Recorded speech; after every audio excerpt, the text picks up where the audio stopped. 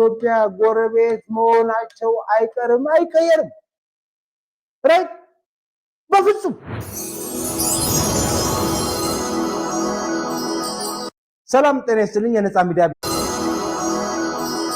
ሄዶ የአንካራው ስምምነት ሲፈረም የዲፕሎማሲው ክሽፈት እያሉ ሁልትላቸው ሲነፉ የነበሩት መሳይና ወንደናቸው እናንተ ክሽፈቶች በሩስ ያው መክሸፍና ማሸነፍ ምን እንደሚመስላችሁ ዶናልድ ትራምፕ ለሶማሌላንድ እውቅና የሚሰጥ መድና ዶክተር አብይ የሚጣሉበት ምክንያት ግት ወደ ውጭ ብትልክ ትርፋማ አትሆን ወደ ሀገር ውስጥ ብታስገባ ዋጋው አናት ላይ ትራንስፖርት ሁሉ የሚሆነው የባህር በር ስለሌለ ነው። እያንዳንዱ ኢትዮጵያዊ የኔ ብሎ መጠየቅ አለበት። የኔ አባዬ ቀለል አድርገህ የምታየው ከሆነ እኔ ላሳይህ ወፉ አንደኛ ይሄ የዶክተር አብይ ብቃት ነው። ወታደር መሆን ጥቅሙ እኮ ነው። እንዳንተ ያለው እኮ ዜናውን ሳይከፍተው እኮ ነው ቪዲዮ ይኸውና ዶክተር አብይ ሲሄድና ሲገባ የነበረው ቪዲዮ ጽድት ብሎ ሲቀበሉት ተንከባክቦ ቀጤማ ጎዝጉዘው ፏርገው ዝንጥ ብሎ ተቃውሞ ብሎ ትዊተር ላይ ለጠፉት ምንድነው ኢትዮጵያ ለመውጋት ያገለግላል። በአባይ በኩል ብታመጣ ኢትዮጵያ ለመውጋት ያገለግላል። በሶማሊያ በኩል ገለብጦ ኢትዮጵያ ለመውጋት ያገለግላል። ሻዕቢያ ይባላል። መስኖ አላህ የለውም፣ እርሻስ የለኝም፣ እምትበላለው የለውም። እሺ ባህር ላይ የምሰራው ስራ አለ ወይ? የለም። ቀይ ባህር ላይ ዶሚናንት ነው? የለም። ቀይ ባህር ላይ የምታገኙ ጥቅም የለም? የለም። ታዲያ ምንድነው አንተ ፓራሳይት? የሶማሊያ መንግስት ኤርትራ ጋር ሄዶ ድንብሎ አትርፉ። ምክንያቱም ኤርትራ የሚለው ሰይጣናዊ እንትን ተልኮ የሚሰጠው ገብቷል። ለራሱ ተላላኪ ነው።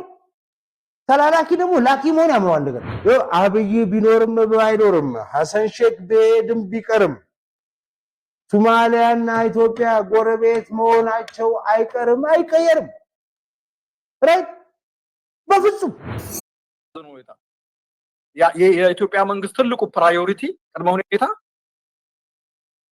ዘንባባና አምፖል ከተማ ማስዋብ ጅማን ሄዶ እንትን ማድረግ ጎንደር ማድረግ ነው። በነገራችን ላይ አይ ሪሊ አፕሪሺየት እዚህ ጋር ኢሳያስ የኤርትራ መንግስት ቲዮሪ ትክክለኛ እንትን ይሄ ራስን በራስ መቻል የሚለው ቲዮሪ እንትናቸው መርሃቸው ትክክለኛ መሆኑን እዚህ ጋር ነው የሚያረጋግጠው። እውነት እኮ ነው። አሁን እነሱ የዩኤስ ኤድ እርዳታ ቆመ አልቆመ አሜሪካ እንትን ቆረጠች አልቆረጠ አይሞቃቸው አይበርዳቸው ምንም እንትን አይሉ አሜሪካ እንትን ቆረጠች አልቆረጠ አይሞቃቸው አይበርዳቸው ምንም እንትን አይሉ ራስ መቻል የሚለው ቲዮሪ እንትናቸው መርሃቸው ትክክለኛ መሆኑን እዚህ ጋር ነው የሚያረጋግጠው። የሚገኘው የአደን አዲ ዓለም አቀፍ አየር ማረፊያ ተደጋጋሚ ጥቃት የተፈጸመበት መሆኑን ገልጾ አሜሪካውያን በዚያ አየር ማረፊያ እንዳይጓዙ አስጠንቅቋል። ሌላ ማስታወቂያ እስከሚወጣ ድረስ በሶማሊያ የሚገኘው የአሜሪካ ኤምባሲም በአየር ማረፊያው ከመጠቀም እንዲቆጠብ አሳስበዋል። አብይ አህመድን የያዘው የኢትዮጵያ አየር መንገድ አውሮፕላን በሞቃዲሾ ኤደን አዲ አየር ማረፊያ ሲደርስ 11 ጊዜ የሞርተር ጥቃት እንደተሰነዘረበት መዘገባችን ይታወሳል። ከዚያም ባሻገር በከፍተኛ አጀባ ወደ ሆቴላቸው ሲያመሩ ከሞቃዲሾ ወጣቶች ተቃውሞ የገጠማቸው አብይ አህመድ ከጥቂት ሰዓታት ቆይታ በኋላ በተሳፈሩበት አውሮፕላን ወደ አዲስ አበባ እንዲመለሱ መደረጋቸው ይታወቃል። በኋላ የቀድሞ ርዕሰ ብሔር ሙላቱ ተሾመ በአልጀዚራ ድረገጽ ላይ የጻፉት የግል አስተያየታቸውን ነው ሲል የኢትዮጵያ የውጭ ጉዳይ ሚኒስቴር አስታወቀ። የውጭ ጉዳይ ሚኒስቴር ቃል አቀባይ አምባሳደር ነቢያት ጌታቸው ዛሬ አርብ በሰጡት ጋዜጣዊ መግለጫ ላይ የቀድሞ የኢትዮጵያ ፕሬዝዳንት ሙላቱ ተሾመ በቀጠናው ላይ ያላቸውን ልምድ ተመርኩዘው የግል አስተያየታቸውን የሰጡት ማለት ከኢትዮጵያ መንግስት ጋር እንደማይያዝ ተናግረዋል። የኢትዮጵያ የቀድሞ ርዕሰ ብሔር ዶክተር ሙላቱ ተሾመ ከአንድ ሳምንት በፊት በአልጀዚራ ድረገጽ ላይ ባወጡት ጽሁፍ የኤርትራው ፕሬዝዳንት ኢሳያስ አፈወርቄ በሰሜን ኢትዮጵያ ዳግም ግጭት ለማባባስ እየሰሩ ነው ሲሉ ከሰው ነበር። ይህን ተከትሎ የኤርትራ መንግስት የማስታወቂያ ሚኒስትር የማነ ገብረ መስቀል በማህበራዊ መገናኛ ገጻቸው ላይ በሰጡት ባለ 10 ነጥብ መልስ ክሱን ሐሰት ሲሉ ማጣጣላቸው ይታወሳል። የውጭ ጉዳይ ቃል አቀባይ ከጋዜጠኞች ለቀረበላቸው የተለያዩ ጥያቄዎች በሰጡት መልስ ላይ ይህ የቀድሞ ፕሬዝዳንት የዶክተር ሙላቱ ተሾመ ጽሁፍና የኤርትራ ምላሽ የተወሳ ሲሆን ከሳምንት በኋላ በጉዳዩ ላይ የኢትዮጵያ መንግስት አቋሙን አሳውቋል። ኢትዮጵያ እንደመታደር ሆኖ ከአንድ በላይ የቀድሞ የምትላቸው ፕሬዝዳንቶች ያሏት ሀገር ናት ያሉት ቃል አቀባዩ ጽሁፉ የቀድሞ ፕሬዚዳንትን የግል አስተያየት የሚመለከት መሆኑን አመልክተዋል። የውጭ ጉዳይ ሚኒስትር ቃል አቀባይ ይህም ብለው ለማስተባበል ቢሞክሩም እንደ ፋና ባሉት የመንግስት መገናኛ ብዙሃን በኤርትራ መንግስት ላይ የጦርነት ቅስቀሳው በሚኒስትሮች ደረጃ ተባብሶ ቀጥሏል። ሁሌ ግጭት ውስጥ ሊገቡ ሲፈልጉ የኤርትራ መንግስት የሚለውን አጠራር በመተው ሻቢያ ማለት የሚቀናቸው የኢትዮጵያ ሹመኞች አሁንም ተመሳሳይ ዘመቻ ጀምረዋል። የቀድሞ የመከላከያ ሚኒስትርና የአሁኑ ቆላማ አካባቢ ሚኒስትርና የገዢው ፓርቲ ብልጽግና ስራ አስፈጻሚ አባል ዶክተር አብርሃ በላይ በፋና ላይ ቀርበው ሻቢያ በፕሪቶሪያው ስምምነት አኩርፏል፣ በዚህ ምክንያት ስምምነቱን ለማደናቀፍ እየሰራ ነው፣ የኤርትራ ሰራዊት የትግራይ መሬቶችን በኃይል ተቆጣጥሮ ይገኛል፣ ከሀገራችን መሬት 100% ለቆ መውጣት አለበት ሲሉ ተደምጠዋል። ሻዕቢያን ህዝብ ትግራይ ክረብሕዩ ኢልካ ምሕሳብ ሻቢያ ለትግራይ ህዝብ ይጠቅማል ብሎ ማሰብ እንኳን የቀደሙት ትውልዶች ይቅርና የአሁኑ ትውልዶችም እንዳልሆነ ባይናቸው አይተውታል። ስለሆነም የሚደረገው ግንኙነት ለልማትና ሰላምን ለማምጣት እንዳልሆነ ይታወቃል። ሻቢያ እኮ የፕሪቶሪያዊ ስምምነት መስማማታችንን ሲያውቅ ምላሹ ምን እንደነበር ይታወቃል።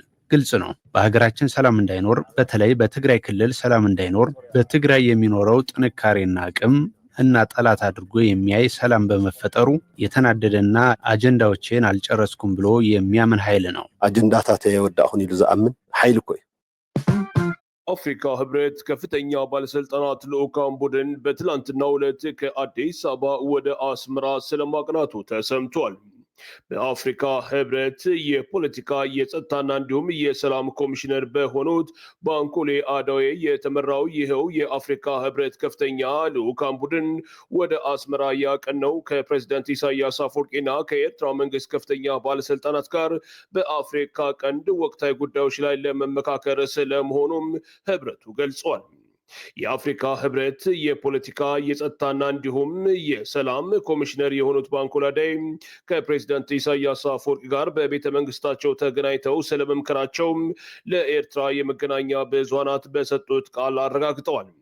በዚህ ወቅት ፕሬዝዳንት ኢሳያስ አፈወርቂ ኤርትራ በምስራቅ አፍሪካ ሰላምና መረጋጋት እንዲኖር የምታደርገውን ጥረት አጠናክራ ትቀጥላለች፣ ለአፍሪካ ቀንድ ችግሮች በአፍሪካ ቀንድ ያሉ የፖለቲካ ተዋናዮችና እንዲሁም የየሀገራቱ ዜጎች እነዚሁኑ ችግሮቻቸውን በራሳቸው የመፍታት እድል ሊሰጣቸው እንደሚገባም ለአፍሪካ ህብረት ከፍተኛ ባለስልጣናት ቡድን ፕሬዝዳንት ኢሳያስ አፈወርቂ ስለመናገራቸውም የኤርትራ ሚዲያዎች ዘግበዋል።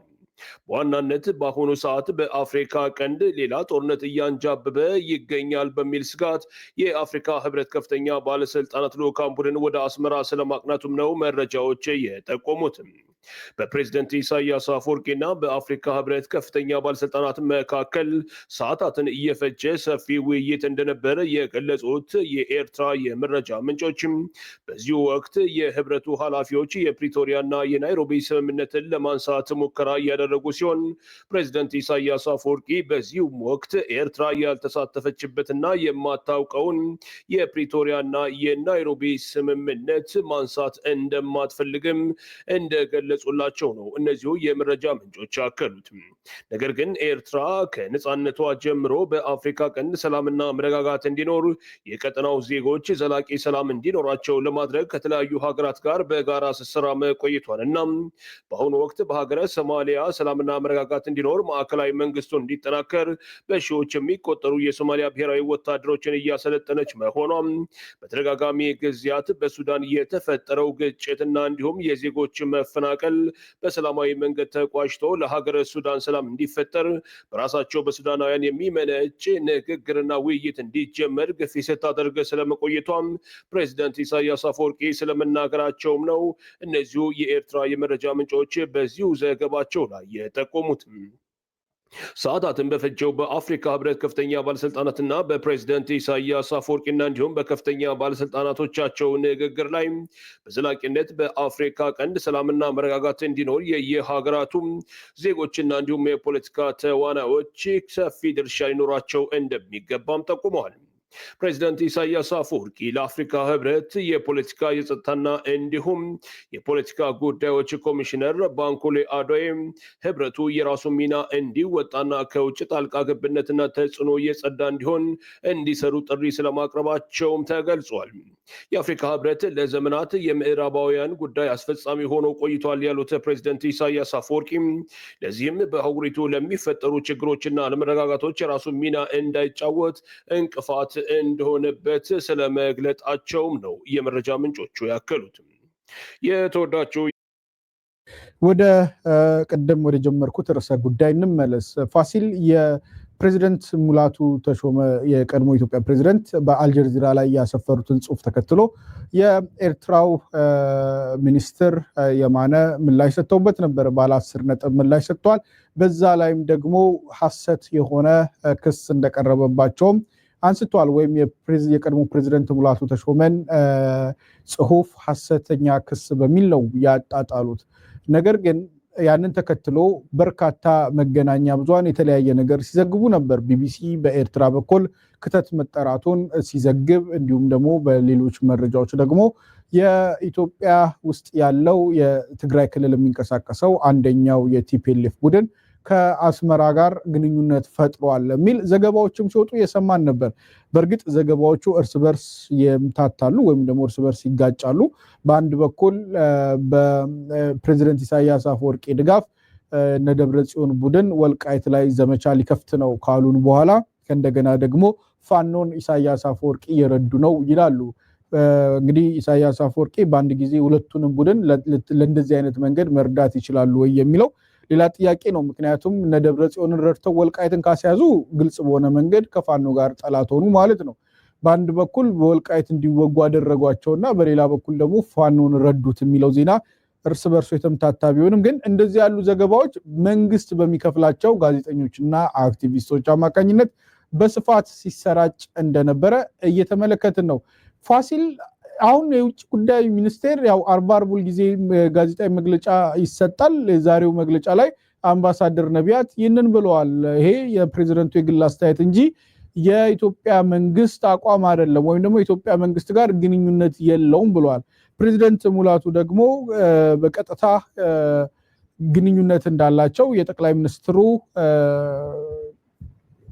ምንድነው ልዩ መልእክተኛ እንደሆኑ ይታወቃልና ፋሲል እንዴት አገኘው የኢትዮጵያን መንግስት ማፈግፈግ? ወል በኔ ግምገማ ቅድም እንዳልከው ነው። ዶክተር ሙላቱ ተሾመ የዶክተር አብይ አህመድ አማካሪ ወይም አማካሪ ከምለው ጉዳይ አስፈጻሚ ማለት ይሻለኛል። ወደ ተለያዩ ሀገሮች የተላኩ የእሳቸውን መልእክት የሚያደርሱ የሚነጋገሩ ሰው ናቸው። እኔ በኔ ግምገማ ዶክተሩ ይሄንን የጻፉትን እሳቸው ጽፈውታል ብዬ አላምንም። ከባክግራውንዳቸው አንፃር ሳየው እሳቸው የጻፉት አይመስለኝም። ተጽፎ በእርሳቸው ስም ግን እንዲወጣ ተደርጓል ብዬ ነው የማምነው። የተጻፈውም በደንብ አይዘር በጠቅላይ ሚኒስትር ቢሮ ወይም በውጭ ጉዳይ መስሪያ ቤት ቢሮ የተጻፈ እና በእሳቸው ስም እንዲወጣ የተደረገ እንደሆነ ነው የማምነው። ዋናው ዓላማው አንደኛ በእኔ ግምገማ የሰውን የልብ ትርታ ለማወቅ ነው። የዓለም አቀፉን ማህበረሰብ የልብ ትርታ፣ የኢትዮጵያውያንን የልብ ትርታ ለማወቅ ነው። በተለይ ግን በእንግሊዝኛ መጽሐፉን ስታየው የዓለም አቀፉን ማህበረሰብ አጠቃላይ ስሜት ለመለካት የተጠቀሙበት ስልት ነው ብዬ አስባለሁ። በሀገር ውስጥ ያለውን የህዝብ ትርታ የልቡን ትርታ ለማወቅ ወይም አጠቃላይ ያለውን ስሜት ለመለካት የነሱን የሚዲያ ካድሬዎችን ይጠቀማሉ። በየዩቲዩቡ በየተለያዩ ሚዲያዎች ያሏቸው ሰዎች ስለ ኤርትራ ስለ አሰብ እንዲናገሩ ያደርጋሉ። በዛ የህዝቡን ስሜት እየለኩት ነው።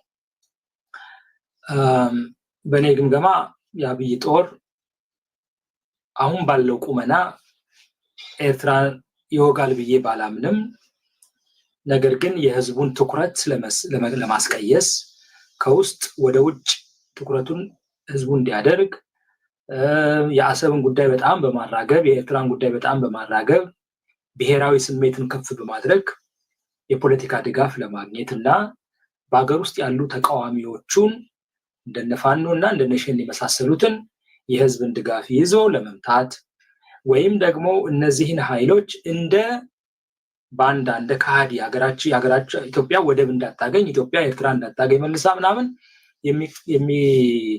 የሚከላከሉ የሚቃወሙ ያገራቸውን እድገት የማይፈልጉ ያገራቸውን ታላቅነት የማይፈልጉ ባንዳዎች ናቸው በሚል እነሱን ለማስጠላት ከዛም አልፎ በውጭ ሀገር አብይ አህመድን የሚቃወሙ በአገር ውስጥም የሚቃወሙ የፖለቲካ ሰዎች ሚዲያ ሰዎች እነሱም እንደዚሁ ይሄ ነገር ትክክል አይደለም በሚሉበት ጊዜ እነሱንም በባንዳነት ፈርጆ አብሮ ለማስወገዝ የተለቀቀ መረጃ ነው። በዩቲዩብ የምታያቸው የሚሰራ የብልጽግና ካድሬዎች የሚያሰራጯቸው መረጃዎች ምናምን ስታስገብ በአጠቃላይ ስትለው ዋናው ዓላማው አብይ አሁን ባለው የደከመ ቁመና የደከመ የጦር ቁመና የደከመ የፖለቲካ ድጋፍ በቀጥታ ከኤርትራ ጋር ቢዋጋ የሚመጣው ሽንፈት እንደሆነ በደንብ ስለሚያውቅ ነገር ግን ይሄንን ካፒታላይዝ አድርጎ በኔ ግምገማ ሞር ለዶሜስቲክ ፖለቲካል ፍጆታው ለመጠቀም እንደዚሁም የዓለም አቀፉ ማህበረሰብ ደግሞ ኤርትራ እንዲልታረግ ነው ብሎ ኢሳያስን ልክ ህዋቶች እንዳደረጉት ከሌላው የውጭ ኮሚኒቲ ለመለየት ለመነጠል የተጠቀመበት ስልት አድርጌ አየዋለሁ። ሙላቱ ተሾመ ዶክተር ሙላቱ ተሾመ ጻፉት እሳቸው የጻፉት እንኳን ነው ብለን ብንወስድ እኔ አይመስለኝም የህዝቡን የዓለም አቀፉ ማህበረሰብ የልብ ትርታ ለመለካት ነው። ነገር ግን ይሄ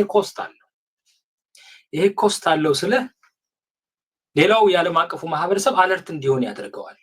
ለካ ሁለቱ ሀገሮች ወደ ጦርነት ሊሄዱ ነው የሚል ነገር ይፈጠራል። ስለዚህ ያ ደግሞ ሌላ ጣጣ ይዞ እንደሚመጣ ደግሞ ያውቁታል። ገብቷል።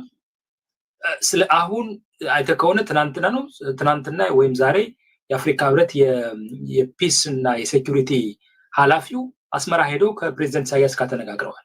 ኤግዛክትሊ በአፍሪካ ቀንድ የተፈጠረውን ችግር ተነጋግረውበታል። እየተፈጠረ ያለው በሱዳን በሶማሊያ አይሆፕ በእኛም አካባቢ ያለውን ጉዳይ አንስተው እንደተነጋገሩ ተስፋ አደርጋለሁ። የተወጡ ዘገባዎችን አይቻለሁ። የሶማሌው ፕሬዚደንት ከአብይ አህመድ ጋር በሚገናኝበት ጊዜ ይሄን ጉዳይ ሬዝ እንደሚያደርገው ገምታለሁ። አብይም ትናንት ሞቃዲሾ ሲሄድ ይሄ ጉዳይ ሬዝ እንደሚደረግ አስባለሁ። አሁን እና አብይ አህመድ ሁኔታውን ከሚችሉት በላይ እየሰፋ እና ለነሱም አደጋ እየያዘ ሲመጣ ለማስተባበል የተገደዱ ነው የሚመስለኝ። እኛ የለንበትም ለማለት ነው። ግን ከጀርባ እነሱ ናቸው የሰሩት ብዬ ነው የማምነው። እንደማያዋጣ ለኩት አዩትና የኢትዮጵያ ህዝብም ብዙ ትኩረት አልሰጠውም ይሄን ጉዳይ የዓለም አቀፉ ማህበረሰቡም ወደ ጦርነት እንዳይገቡ እንጂ ኤርትራን እንደ ድሮ እንደ ወያኔ ዘመን ስብሰባ አድርጎ ምናምን አይዞሌት የማድረግ እንቅስቃሴ ውስጥ እንዳልተገባ ሲታይ አይ ቲንክ በተወሰነ ደረጃ ይሄን ነገር ካላለዘብ ነው ወደ አላስፈላጊ ነገር ውስጥ ይከተናል በሚል ለማስተባበል የወጡ ይመስለኛል። በግሌ እንደዛ ነው የምረዳው። አሁን ውጭ ጉዳይ መስሪያ ቤት ያስተባበለው በዚህ ምክንያት ነው። የኤርትራ መንግስት ለሙላቱ ተሾመ ምላሽ የሰጠው የሙላቱ ተሾመ አቋም የኢትዮጵያ መንግስትም አቋም እንደሆነ ሙላቱ ተሾመ በኢትዮጵያ መንግስት ተገፍቶ እንደጻፈው ስለሚረዱ ነው። ያ ባይሆን እንዲሁም ኤርትራውያን እኮ በእንዲህ አይነት ነገር ላይ ምላሽ አይሰጡም። ግን ኦልሬዲ ጉዳዩ የመንግስት አቋም እንደሆነ ስለተረዱ ነው እንዲህ አይነት ምላሽ የሰጡት። ያለ ጸባያቸው ብዙ ጊዜ ምላሽ ስለማይሰጡ በዚህ ደረጃ ሄደው መግለጫ ያወጡበት ምክንያት የኢትዮጵያ መንግስትም አቋም እንደሆነ ስለሚያውቁ ነው። አሁን የኢትዮጵያ መንግስት እያፈገፈገ ነው። ኤግዛክትሊ ሶማሌላንድ ላይ በፈረመው በወደብ በዚህ በባህር ጉዳይ ላይ እንዳፈገፈገው ሁሉ መጨረሻ ላይ ሶማሌላንድን ጨረቃ ላይ ጥሏት አሁን ደግሞ ከሶማሌዎች ጋር ከሞቃዲሾ ጋር እየተነጋገረ እንዳለው ሁሉ ኤግዛክትሊ አሁንም ከኤርትራ ጋርም እንደዚሁ በተመሳሳይ መልኩ እንትን ያለውን አቋም እያፈገፈገ እንደሆነ ነው የምታየው። እና እኔ የማፈግፈግ እርምጃው ምክንያቱ ውጤት አለማምጣቱ ያሰቡትን አለማግኘታቸው የለኩት የልብ ትርታ በጣም የደም ግፊቱ ማለት በጣም አነስተኛ እንደሆነ ስለተረዱ ይመስለኛል። ፒተር ኖሚናል ነው በደንብ ሁላችንም በመናቀው መልኩና እንዲህ ያለ ድፍረት ኖሮ አንድን ሀገር መሪ አሊጌሽን እኮ ነው ጦርነት ለመቀስቀስ የተንቀሳቀሰ ነው የሚል እኮ በጣም ትልቅ የሆነ ክስ ነው። እንደዚህ ያለን ክስ ዝም ብለህ ካለህ መረጃ ተነስተህ የምትጽፈው አይደለም። አሁን ይህንን የሚጽፈው አንድ ተራ ጋዜጠኛ ወይም የፖለቲካ ተንታኝ ወይም ምሁር ቢሆን ኖሮ በቃ ያ የምሁር አስተያየት ነው ይባላል። ኢቭን አሁን ካለው ከጠቅላይ ሚኒስትር የአገሪቷ ፕሬዚደንት ርዕሰ ብሔር የነበሩ ግለሰብ ናቸው። ስለዚህ ማንኛውም እሳቸው የሚጽፉት የግል አስተያየት የግል እንኳን ቢሆን የግል ነው ተብሎ የሚወሰድ ሳይሆን ከነበራቸው ቦታ አንጻር እንደ ሀገር አቋም ተደርጎ ነው ያውም ደግሞ አሁን አክቲቭ ከሆነው መንግስት ጋር እሳቸው በጡረታ ወጥተው ተገለው አቤታቸው የተቀመጡ ግለሰብ አይደሉም። አሁንም አክቲቭ የሆነ እንቅስቃሴ ውስጥ ያሉ ናቸው። ስለዚህ ከዚህ ሚናቸው አንፃር ጠቅላይ ሚኒስትሩ በምርቃትም በሽልማትም በሁሉም ቦታ አብሯቸው ይዘዋቸው ሲዞሩ ነው የምናየውና ምናልባት አሁን አቶ ኃይለማርያም ደሳለኝ አሁን አረፉ መሰለኝ። ምክንያቱም የዚህ በኮንጎ ላይ ለተፈጠረው ችግር ነው አቋማቸው ነው ብሎ መውሰድ በጣም ከባድና አስቸጋሪ ነው። ለማስተባበልስ ፋሲል አረፈደም ወይ? አንዳንድ ነገር ታስተባብላለህ። ለምሳሌ ሌትስ ሴይ እኔ አንድ ዜና ሰራሁ ልበል ወይም እኔ አንድ መረጃ ወጣው እኔ ወጣሁት የግል ሐሳቤን ይሆንና የዚህን ተቋም የሚያንጸባርቅ ላይሆን ይችላል። ፋሲል አንተ ለምሳሌ እንደ ኤዲቶሪያል ኃላፊነት ልክ ይሄንን መረጃ ስህተት የሆነ ወይም ደግሞ ከተቋሙ አቋም ጋር የማይገናኝ ሐሳብ በግሌ ሳንጸባርቅ ስታይ ሳምንት ይፈጅብሃል ወይ ይህንን ነገር ለማረም? ወይም ይሄ የጴጥሮስ የግሉ አቋም እንጂ የሚዲያው አይደለም ብለህ እንኳን በሀገር ደረጃ በአንድ ሚዲያ ላይ እንኳን ኢሚዲየትሊ ነው ሪስፖንድ የምታደርገው። ይሄ ግለሰቡ አቋም ነው ተቋማችንን አይወክልም ትላለህ። ኦር በቅርቡ የሆኑ ነገሮችንም ከሚዲያዎች ጋር ተያይዘው አንዳንድ ሚዲያዎች ጋዜጠኞቻቸው በግላቸው ያደረጉትን ነገር ለማውገዝ ሲፈልጉ ቀደም ብሎ ነው ኢሚዲየትሊ ምናልባት አንድ ቀን ወር ሁለት ቀን በኋላ ይሄ የሚዲያውን አቋም አይወክልም ግለሰቡ በግል ያደረገው ነው ብለው ራሳቸውን ዲታች ያደርጋሉ ከዛ ጉዳይ ጋር። የኢትዮጵያ መንግስት ከአንድ ሳምንት በኋላ ይሄ ነገር ከተብላላ የኤርትራ መንግስት ምላሽ ከሰጠበት ከዛ በኋላ የመንግስት ጋር ያሉ ሚዲያዎች በአጠቃላይ ሲያራግቡት ከቆዩ በኋላ ከሁሉም በላይ ደግሞ ፋሲል ትልቁ ዴቨሎፕመንት የመከላከያ ሚኒስትር የነበሩት አሁን በገጠርና ልማት ላይ የተመደቡት ግለሰብ ሻዕቢያ ብለው በትግርኛ ከተናገሩ በኋላ ማለት ነው ለመጀመሪያ ጊዜ ነው የኢትዮጵያ ኦፊሻሎች ላይ ከዚህ ይፋዊ ሰላም ከመጣ በኋላ ኦፊሻል የሆኑ ሰዎች የቀድሞ መከላከያ ሚኒስትሩ ስማቸው ጥሬት ይዟል ስለዚህ ሊለቅና ሊወጣ ይገባል ብለው ከተናገሩ በኋላ ዛሬ ላይ መጥቶ አይ በዚህ ጉዳይ ላይ እኛ የለንበትም የግል አቋማቸውን ነው ያሉት። ፋሲል አንድ ሳምንት አልዘገየም ለማስተባበር? ወል አይ ዶንት ኖ እንግዲህ እሱን ያው እነሱ ናቸው የሚያውቁት። ግን አቀደም እንዳልኩ መለካት አለባቸው ያንዳንዱን ምላሹን ያለም አቀፉ ማህበረሰብን የሁሉንም የሀገር ውስጥንም ህዝብ ምላሽ ለመለካት የተጠቀሙበት ስልት ይመስለኛል። ስለዚህ የቆዩትም ለዛ ይመስለኛል። እኔ ሉክ ዶክተር ሙላቱ ተሾመ የጻፈው የኢትዮጵያ መንግስት አቋም እንደሆነ ቅድም ገልጫለሁ። አሁን ስልጣናቸውን የለቀቁ ቢያንስ ሁለት ፕሬዝዳንቶችና ፕሬዝዳንት ሳህለወርቅ ዘውዴ በፊት የነበሩ ናቸው። ሳህለወርቅ ይሄ ጉዳይ አሳስቧቸው አልጻፉም። ከሙላቱ ተሾመ በላይ በአፍሪካ ሰላም ጉዳይ ላይ እየተሳተፉ ያሉት የቀድሞ ጠቅላይ ሚኒስትር ኃይለማርያም ደሳለኝ ናቸው። ይሄ ጉዳይ አሳስቧቸው አልጻፉም። ዶክተር ሙላቱ ተሾመ በተለየ ሁኔታ ለምን ይሄን ጻፉ ከሌሎቹ? ሪሊ ይሄ ጉዳይ እሳቸውን በከፍተኛ ደረጃ አሳስቧቸው ነው። በተለይ ደግሞ እኚህ ሰው ፕሬዝዳንት ኢሳያስ ወደ ኢትዮጵያ በመጣበት ወቅት በከፍተኛ ደረጃ ከተቀበሉት ሰዎች ካስተናገዱት ሰዎች መካከል አንዱ የነበሩ መሆናቸው ስታይ አጥቂት ጥሩ ግንኙነትም እንደነበራቸው ግምት ውስጥ ታስገባ ትችላለህ። አሁን ይሄን ጉዳይ ለመጻፍ እሳቸው ስም እንዲወጣ ያደረጉበት ዋናው ምክንያት በእኔ ግምገማ እሳቸው ለመንግስት ስለሚቀርቡ የመንግስት አቋም ተደርጎ እንዲታይ ስለተፈለገ ይመስለኛል። ነገር ግን የተፈለገው ውጤት ደግሞ እንዳልተገኘ ሲታይ አሁን መንግስት ወጥቶ ማፈግፈግ የጀመረ ነው የሚመስለኝ ቅድም እንዳልኩት።